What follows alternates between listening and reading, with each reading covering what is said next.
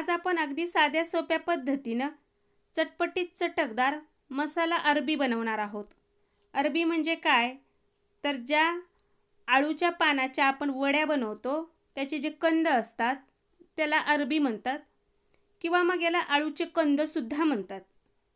ही भाजी खूप छान लागते, चवदार लागते। या भाजीसोबत तुम्ही भाकरी, तंदुरी रोटी, पोळी, भात काहीही घेऊ शकता। कांदा आणि लिंबू सोबत घ्यायचे। रेसिपीचं सविस्तर साहित्य डिस्क्रिप्शन बॉक्समध्ये दिलेलं आहे।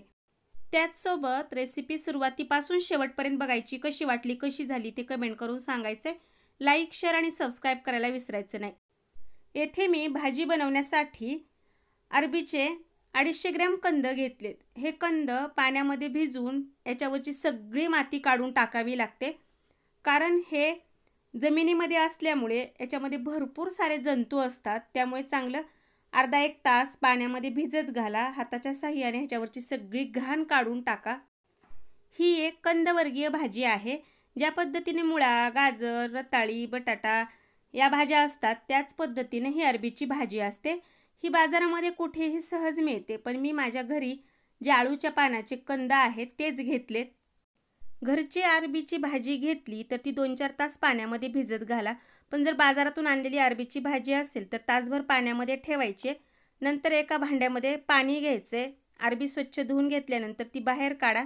दुसऱ्या भांड्यात पाणी घ्या आणि अरबी कट करताना हाताला, सुरीला तेल लावून घ्यायचे, नाहीतर मग हाताला खाज येते।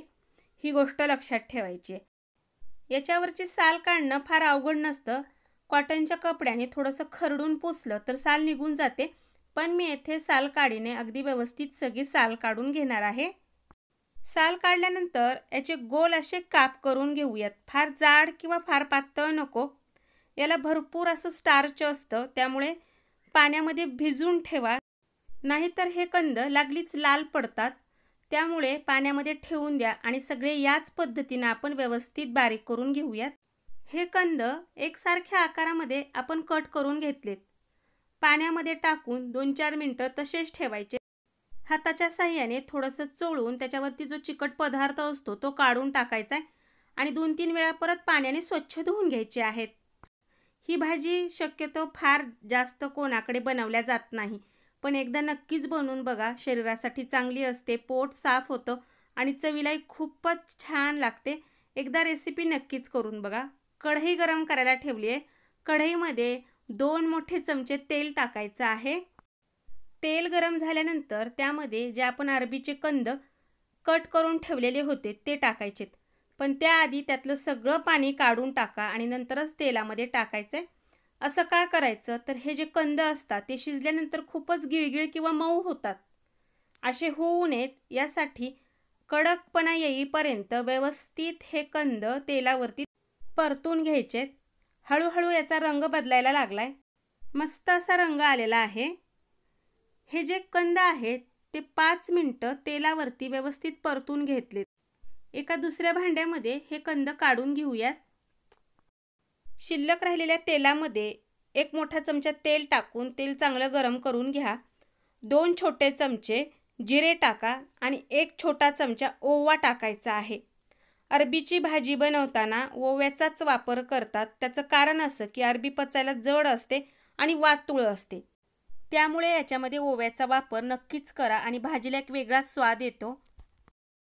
फोडणीमध्ये 1 सुकी लाल मिरची, 1 हिरवी मिरची ज्याचे छोटे तुकडे करून घेतलेले आहेत, हे व्यवस्थित तेलावरती परतून घेऊयात।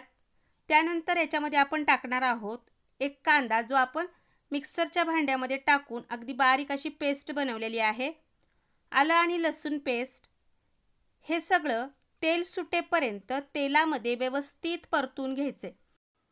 या मसाल्याला हलकासा ब्राऊन रंग आलाय। याच्यामध्ये थोडासा हिंग टाकायचा आहे आणि चवीनुसार मीठ टाकायचे। परत एकदा मसाला तेलामध्ये व्यवस्थित परतून घेऊयात। हळूहळू मसाल्यापासून तेल बाजूला सुटायला लागले। यामध्ये टोमॅटो प्युरी टाकायची आहे। जोपर्यंत टोमॅटोचा कच्चेपणा जात नाही तोपर्यंत टोमॅटो व्यवस्थित तेलावरती परतून घेऊयात। सगळ्या भाज्यांचा कच्चेपणा अगदी व्यवस्थितपणे गेलेला आहे आणि त्याला एक वेगळाच असा खमंग वास येतोय। यामध्ये आता आपण एक एक मसाला टाकून घेऊयात।